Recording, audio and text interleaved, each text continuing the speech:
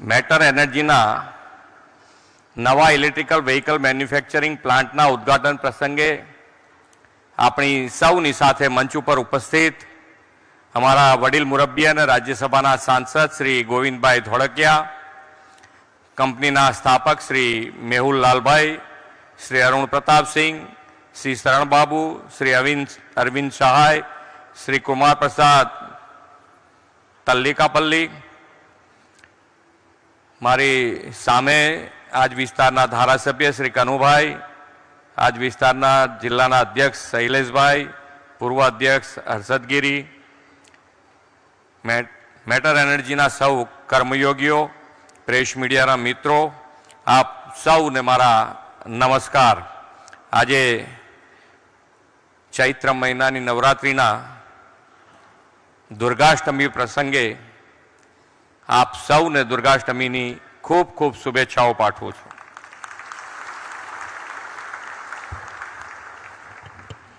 ગોવિંદભાઈએ કીધું કે ગીતાનો શ્લોક એ બોલે, પણ મેં કહું અહીંયા અમને બધાને સમજણ પડવી જોઈએ ને તમે શું બોલી ગયા એ સમજાય તો પછી જોરથી જય શ્રી કૃષ્ણ બોલીએ કે જય કૃષ્ણ કનૈયા લાલ કી જય જોરથી બોલીએ, પણ અમને સમજાવવું તો જોઈએ ને। એટલે મેં કહું તમારે શ્લોક બોલવાનો, એનો અર્થ સમજાવવાનો અને પછી જય બોલાવવાની, તો જુઓ કેવી જય જોરથી આવે છે।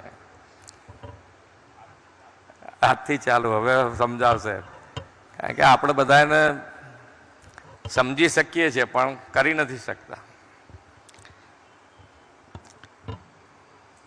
ભારત આજે વિશ્વની 5મી મોટી અર્થવ્યવસ્થા બની ગયું છે અને વિશ્વ નેતા અને યશસ્વી વડાપ્રધાન શ્રી નરેન્દ્રભાઈ મોદીની ત્રીજી ટર્મ મોદી 3.0માં આપણે ત્રીજી મોટી અર્થવ્યવસ્થા બનવા તરફ આગળ વધી રહ્યા છે। દેશની આ વિકાસ યાત્રામાં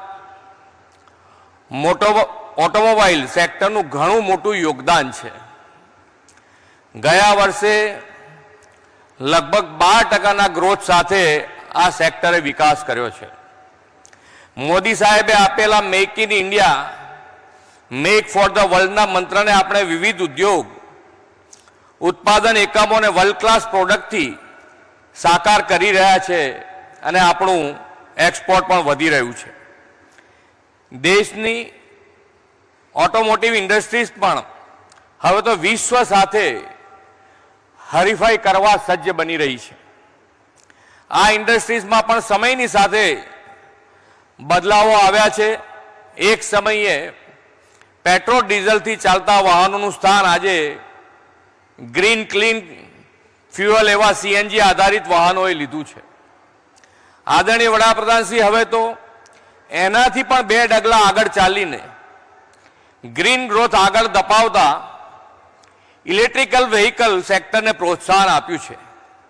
દેશનું યુવાધન ટેકનોલોજીનો ભરપૂર ઉપયોગ કરીને ઈવી સેક્ટરને વધુ વેગવાન બનાવે તે માટે મોદી સાહેબે ઇનોવેટિવ ઇન ઇન્ડિયા મંત્ર આપ્યો છે। ઇનોવેટિવ ઇન ઇન્ડિયાનો મંત્ર ગુજરાતમાં મેન્યુફેક્ચરિંગ હબથી પાર પાડવા મેટર કંપની દ્વારા ઈવી મેન્યુફેક્ચરિંગનો નવો પ્લાન્ટ આજથી કાર્યરત થવાનો છે। મને જણાવ્યું અને અત્યારે અમે સાથે હતા ત્યારે કે ભાઈ આ ઇલેક્ટ્રિક વ્હીકલમાં, હમણાં અહીંયાથી પ્રોફેસર સાહેબે કહેતા હતા કે ભાઈ આ ઇલેક્ટ્રિક વ્હીકલમાં ક્યારેય ગેર હોતા નહોતા। આ કંપની પહેલી વાર ઈવી બાઇકમાં આ ગિયરવાળું મોડેલ બહાર પાડી રહી છે। મેટર કંપની અને તેમના સૌ યુવા ઇનોવેટર્સને ખૂબ ખૂબ અભિનંદન અને ભારતની ઈવી ગ્રોથ સ્ટોરીમાં તેમનું યોગદાન અગ્રેસર રહે તેવી શુભેચ્છાઓ પાઠવું છું। વડાપ્રધાન શ્રી નરેન્દ્રભાઈ મોદી એવા આગવા વિઝનરી લીડર છે કે બદલાતા હવાનો રૂખ પારખીને તે દિશામાં દેશને આગળ લઈ જવામાં તેઓ હંમેશા અગ્રેસર રહ્યા છે। તેમણે પર્યાવરણના જતનની સાથે વિકાસને હંમેશા પ્રાયોરિટી આપી છે। વિશ્વભરના દેશોને એનર્જી સિક્યોરિટી સેક્ટરમાં તેમણે આપેલા one earth one sun one ગ્રીડના મંત્રને સ્વીકાર્યો છે. તેમના જ નેતૃત્વમાં આંતરરાષ્ટ્રીય સોલાર એલાયન્સની પણ શરૂઆત થઈ છે. દેશના નાગરિકો અને ઉદ્યોગોની ઉર્જા જરૂરિયાતને ધ્યાનમાં રાખીને ઉર્જા સુરક્ષા નિશ્ચિત કરવા માટે તેમણે રિન્યુએબલ ઉર્જા ક્ષમતા વધારવા પર ખૂબ ભાર મૂક્યો છે. એટલું જ નહીં, ગ્રીન ગ્રોથની નેમ પાર પાડવા પણ તેમના દિશા દર્શનમાં ભારતે પાછલા 10 વર્ષમાં અનેક સિદ્ધિઓ પ્રાપ્ત કરી છે. આપણી સોલાર એનર્જીની કેપેસિટી 2014માં જે 2.8 ગીગાવોટ હતી ને આજે વધીને 102.5 ગીગાવોટ થઈ છે. 10 વર્ષમાં કેટલો મોટો બદલાવ છે. આપણી સોલર એનર્જીની કેપેસિટી ની સાથે સાથે વિન્ડ એનર્જીની કેપેસિટી પણ બમણેથી વધુ થઈ છે.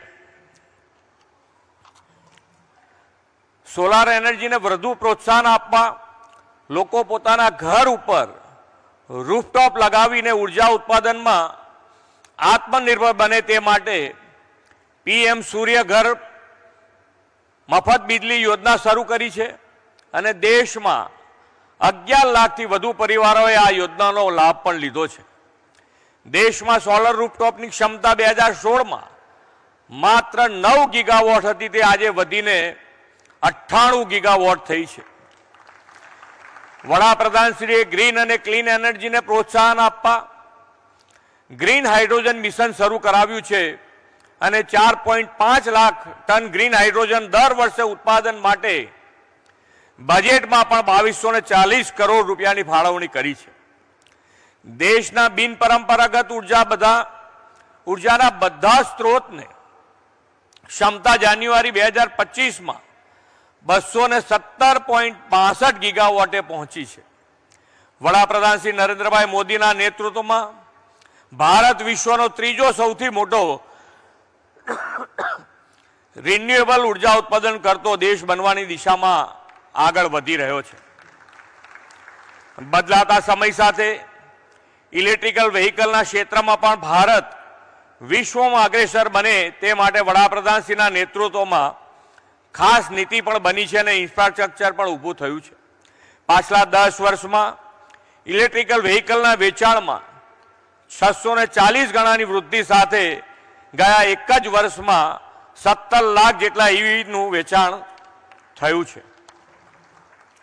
ગુજરાત ઈવી મેન્યુફેક્ચરિંગ હબ બનવા તરફ આગળ વધી રહ્યું છે ત્યારે રાજ્યમાં ઈવી ઉત્પાદન અને ઈવી મોબિલિટીને પ્રોત્સાહન મળે તે માટે ઈવી પોલિસી 2021 અને આત્મનિર્ભર ગુજરાત યોજના દ્વારા ઈવી ઉત્પાદનને પ્રોત્સાહન આપણે આપી રહ્યા છીએ.